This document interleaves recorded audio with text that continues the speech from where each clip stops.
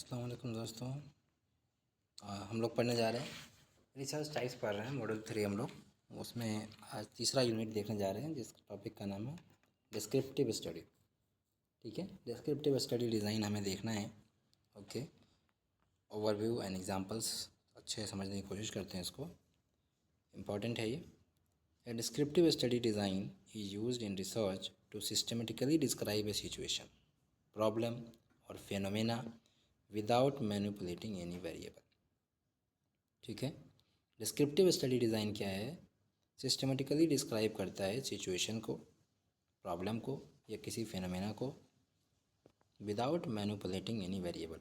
यानी कि descriptive study design में आप किसी भी वेरिएबल को मैनिपुलेट नहीं करते हैं, जस्ट लाइक ऑब्जर्वेशनल स्टडी।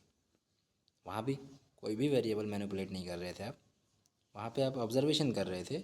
यहाँ पर आप सिस्टमेटिकली डिस्क्राइब कर रहे हैं सिचुएशन, प्रॉब्लम और फेनोमेना को। ठीक, it helps researcher understand the characteristic, pattern और trend within a population. ठीक है, क्या करते हैं ये रिसर्च हम क्यों करते हैं? तो कैरेक्टरिस्टिक को, पैटर्न को या ट्रेंड को किसी पॉपुलेशन में समझने के लिए हम ये रिसर्च करते हैं। की features of descriptive study design क्या हैं? इसके मेन फीचर्स है ना। सबसे पहला है नो इंटरवेंशन। सबसे बड़ा फीचर इसका यही है कि इसमें कोई इंटरवेंशन नहीं होता। Researcher does not manipulate variable और test hypothesis but only observe and record data. ठीक, इसमें भी आप यही करते हैं कि ऑब्जर्व करते हैं, डेटा को रिकॉर्ड करते हैं, ठीक, बाद में डिस्क्राइब करते हैं, लेकिन इंटरवेंशन नहीं देते। डिस्क्रिप्टिव इन नेचर, नाम ही है डिस्क्रिप्टिव स्टडी डिज़ाइन, तो ये डिस्क्रिप्टिव नेचर का होता है। It answers the what, where, when and who of the study rather than why और हाउ। स्टडी में आपको कौन कौन से क्वेश्चन का आंसर मिलता है जब आप नेचर, डिस्क्रिप्टिव नेचर का होता है, उसका क्या मतलब है कि आप क्या स्टडी कर रहे, व्हाट, वेयर कहाँ कर रहे, व्हेन कब कर रहे, एंड हु। ठीक है, तो इन सब का आंसर मिलता है, लेकिन दो आंसर नहीं मिलते। वो क्या? वाई और हाउ। कोई फेनोमेना या कोई कैरेक्टरिस्टिक जो है वो क्यों और कैसे है ना, वो नहीं मिलता। यानी काउज एंड रिलेशनशिप इसमें आप नहीं मिल पाता है। ठीक, इट आंसर्स द व्हाट, क्या, कहाँ, कब, कौन, ये सब आंसर मिल जाता है इसमें। इस स्टडी में इन सब के आंसर मिलते हैं, लेकिन कोई फेनोमेना क्यों या कैसे हो रही है इसका आंसर नहीं मिलता है। Used for prevalence estimation. ठीक, जहाँ भी प्रीवैलेंस आएगा वहाँ आप डिस्क्रिप्टिव स्टडी लगाएंगे, पहले ही बताया था मैंने। तो प्रीवैलेंस एस्टिमेशन यानी कि कितना है वो सोसाइटी में, उसका प्रीवैलेंस क्या है। Helps in determining how common a disease और behaviour is within a specific group. ठीक, ये हेल्प करता है in determining how common a disease और behaviour is within a specific group. ठीक है, कितना कॉमन है किसी, कोई डिजीज़ या कोई बिहेवियर, ठीक है, किसी स्पेसिफिक ग्रुप में। Can use multiple data collection method. इसमें मल्टीपल डेटा कलेक्शन मेथड हो सकता है, सर्वे हो सकता है, केस रिपोर्ट्स हो सकता है, ऑब्जर्वेशनल स्टडीज़ हो सकती है, एंड एग्जिस्टिंग रिकॉर्ड्स हो सकता है। देख लीजिए, बहुत अच्छे से गौर करने की बात है यहाँ पर कि based on data collection method पे हमने देखा था, टाइप ऑफ रिसर्च देखा था, उसमें केस रिपोर्ट वगैरह भी था, ऑब्जर्वेशनल स्टडीज़ था। ठीक है, तो उसी तरह से जब आप डिस्क्रिप्टिव स्टडी कर रहे हो तो उसमें भी आप डिफरेंट तरीके से डेटा ले सकते हो और उसके बेसिस पर आप अलग अलग तरह की रिसर्च बता सकते हो, है ना। तो अगर आप multiple data collection method use करते हो, जैसे सर्वे का यूज़ कर सकते हो, केस रिपोर्ट्स का यूज़ कर सकते हो, ऑब्जर्वेशनल स्टडीज़ का यूज़ कर सकते हो, या एग्जिस्टिंग रिकॉर्ड का यूज़ कर सकते हो। अब आपको एक चीज़ ध्यान में आनी है, वो ये कि केस रिपोर्ट जो होता है, जो केस रिपोर्ट होता है वो कौन सी स्टडी में आता है? कन्फ्यूज़न था ना ये बहुत बड़ा, आप क्लियर हो जाएगा। केस रिपोर्ट जो है वो डिस्क्रिप्टिव स्टडी में आता है। ठीक, केस रिपोर्ट किस में आता है? डिस्क्रिप्टिव स्टडी में आता है। इसमें कोई इंटरवेंशन नहीं है। ठीक है, और ऑब्जर्वेशनल स्टडी जो है वो भी डिस्क्रिप्टिव स्टडी में आता है। एक अभी हम पढ़ेंगे नीचे, एक टाइप है वो ऑब्जर्वेशनल स्टडी, डिस्क्रिप्टिव स्टडी का ही एक टाइप है। और एक और तरीका ये भी है कि कोई एग्जिस्टिंग रिकॉर्ड पहले से हो उसका भी आप यूज़ कर सकते हैं डिस्क्रिप्टिव स्टडी के लिए। टाइप्स इसके देखिए, case report and case series is descriptive study, इसका ही एक टाइप है। केस रिपोर्ट क्या है? Detail description of a single patient medical condition. Case report क्या है? डिटेल डिस्क्रिप्शन है सिंगल पेशेंट के मेडिकल कंडीशन का। केस सीरीज क्या है? मल्टीपल सिमिलर केसेस, अच्छे से पता है। Example, a doctor report a rare side effect of newly introduced Unani medicine in one patient. तो ये क्या है? केस रिपोर्ट है। ठीक, ज़रूरी नहीं कि आप रेयर डिजीज़ को ही या यूनिक डिजीज़ को ही रिपोर्ट करो, बल्कि किसी कॉमन डिजीज़ में एक रेयर साइड इफेक्ट आ रहा है जो नहीं आता है आमतौर पे, उसको भी आप रिपोर्ट कर सकते हैं। ठीक है, जैसे कि एक रेयर साइड इफेक्ट आया न्यूली इंट्रोड्यूस्ड यूनानी मेडिसिन देने से किसी बीमारी में, तो ये एक उसको आपने क्या किया? रिपोर्ट किया। तो ये क्या है? केस रिपोर्ट है। कोई इंटरवेंशन दिया हमने? नहीं दिया। ठीक, ये हमारा ऑब्जर्वेशन है। A researcher document 5 cases of patient experiencing similar side effect. एक रिसर्चर है जो डॉक्यूमेंट कर रहा है 5 cases of patient existing experiencing similar side effect. तो ये क्या हो गया? केस सीरीज हो गया। उसके बाद आता है क्रॉस सेक्शनल स्टडी, इसको प्रीवैलेंस स्टडी भी कहते हैं। एक ही टाइम में सोसाइटी का क्या करते हैं हम? क्रॉस सेक्शन कर देते हैं, देख लेते हैं उसमें क्या चल रहा है at the same time. Definition क्या है? Measures the prevalence of a condition. Prevalence वाली बात आएगी तो आपको कहाँ जाना है? क्रॉस सेक्शनल स्टडी में जाना है। क्रॉस सेक्शनल स्टडी में जाने का क्या मतलब है भाई? डिस्क्रिप्टिव स्टडी है ये। ठीक, तो अब एक चीज़ और समझ में आया कि क्रॉस सेक्शनल स्टडी भी क्या है? एक डिस्क्रिप्टिव स्टडी है।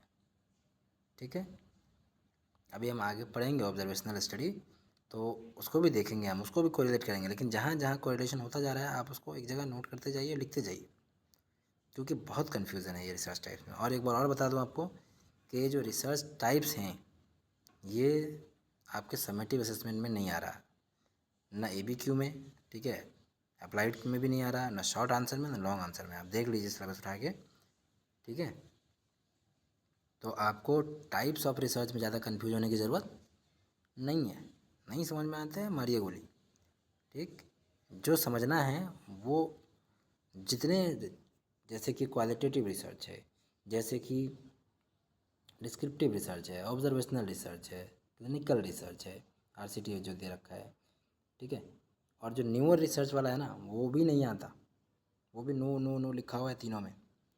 ठीक, तो आपको उसके लिए टेंशन नहीं लेना है। कुछ रिसर्च के टाइप्स जो हैं जो कि सिलेबस में है, यूनिक में दे रखा है, उसको आप अच्छे से पढ़ लीजिए। कोई रिलेशन नहीं हो पाता आपका, कोई मतलब नहीं है।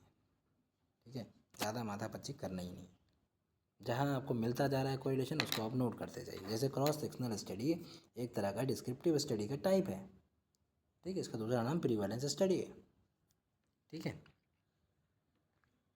तो डिस्क्रिप्ट अगर आएगा सवाल तो डिस्क्रिप्टिव स्टडी से आएगा, है ना।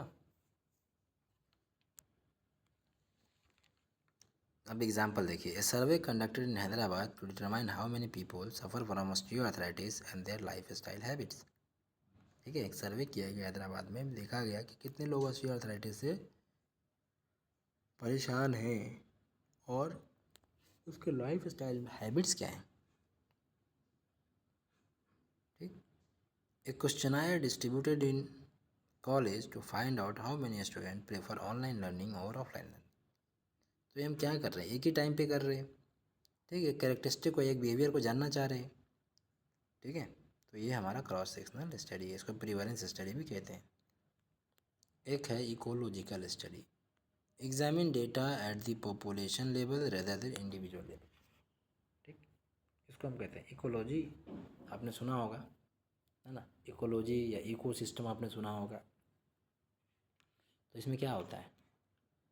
पूरे पॉपुलेशन की बात होती है। एक पर्टिकुलर, जैसे कि पाउंड इकोलॉजी है, जैसे कि ना रिवर इकोलॉजी है, जैसे कि, है ना, फॉरेस्ट इकोसिस्टम है, इकोलॉजी है। इसी तरह से आप एक पॉपुलेशन उठा लेते हैं और उसको इकोसिस्टम मान लेते हैं, उसके लेवल पे बात करते हैं। उसके लेवल पे आप डेटा को एग्जामिन करते हैं, ना कि इंडिविजुअल लेवल पे। तो उसको हम इकोलॉजिकल स्टडी कहते हैं। Useful for comparing trends across different regions और टाइम पीरियड। ठीक है, ये यूज़फुल होता है for comparing trends across different region और टाइम पीरियड्स। इकोलॉजिकल स्टडी में आप अलग अलग ट्रेंड को क्या करते हैं, कंपेयर करते हैं कि भाई महाराष्ट्र वाले कैसे हैं, यूपी वाले कैसे हैं, दिल्ली वाले कैसे हैं, बिहार वाले कैसे हैं, ठीक। या फिर टाइम पीरियड में आप किसी डेटा को, किसी ट्रेंड को कंपेयर करते हैं। जैसे आज से 10 साल पहले का लाइफ कैसा था, आज से 10 साल बाद का लाइफ कैसा हो सकता है, ठीक है। वो तो 10 साल बाद की उस पर आप रिसर्च कर सकते हैं, ठीक है। या 2 साल पहले कोरोना का क्या था, 2 साल बाद कोरोना का क्या रहा, ठीक है। तो ये आप एक ट्रेंड को जो है सो कंपेयर कर रहे हैं, ठीक, डिफरेंट रीजन में या डिफरेंट टाइम पीरियड में।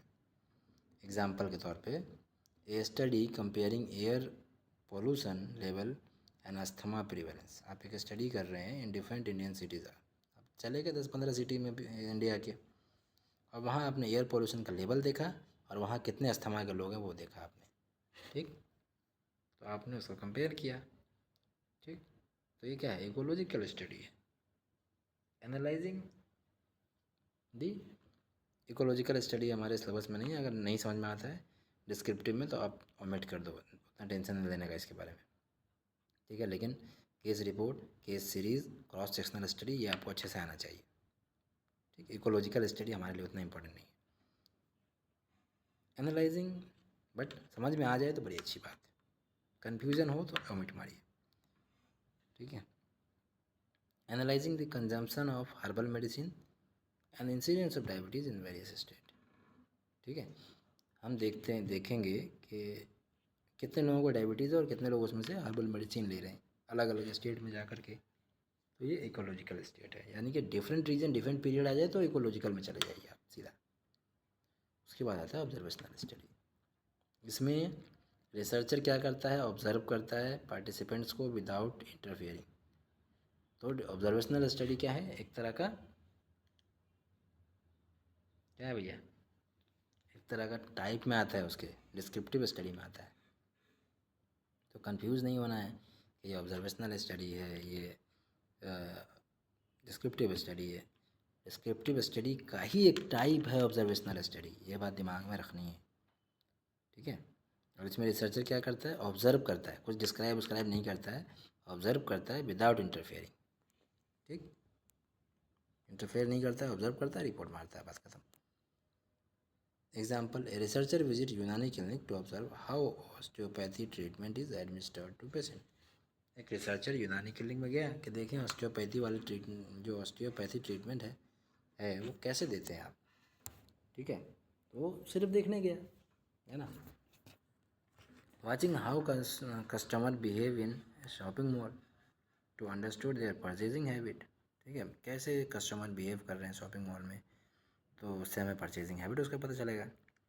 When to use descriptive studies, मतलब कब यूज़ होता है, इसका यूजेस देखिए। ये भी सवाल पूछ सकता है कि डिस्क्रिप्टिव स्टडी का यूज़ कब करते हैं। एक तो बहुत बड़ी चीज़ है वो ये है कि भैया ट्रेंड्स देखने के लिए करते हैं, ठीक। तो ये बार बार आएगा आपको ट्रेंड्स के लिए, ठीक। जैसे कि वो बार बार आ रहा था ना क्वालिटेटिव में, क्या आ रहा था, बिहेवियर के लिए। वैसे ये क्या है, ट्रेंड्स के लिए। Before conducting further analytical studies, ठीक। ट्रेंड्स देखने के लिए करते हैं। अब आप ट्रेंड देखेंगे तभी तो उसका एनालिसिस करेंगे, है ना। एक होती है एनालिटिकल स्टडी, ठीक है। तो जब आप ट्रेंड देखेंगे तभी तो एनालिसिस करेंगे ना। तो डिस्क्रिप्टिव स्टडी पहले किया जाता है, before conducting further analytical study.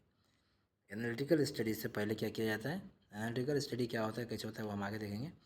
लेकिन अभी समझिए कि एनालिटिकल स्टडी से पहले, एनालिटिकल स्टडी में हम किसी डेटा का एनालिसिस करते हैं। तो उससे पहले हम क्या करते हैं, उसका ट्रेंड देखने की कोशिश करते हैं, उसको हम कहते हैं डिस्क्रिप्टिव स्टडी। तो आइडेंटिफाई द ट्रेंड।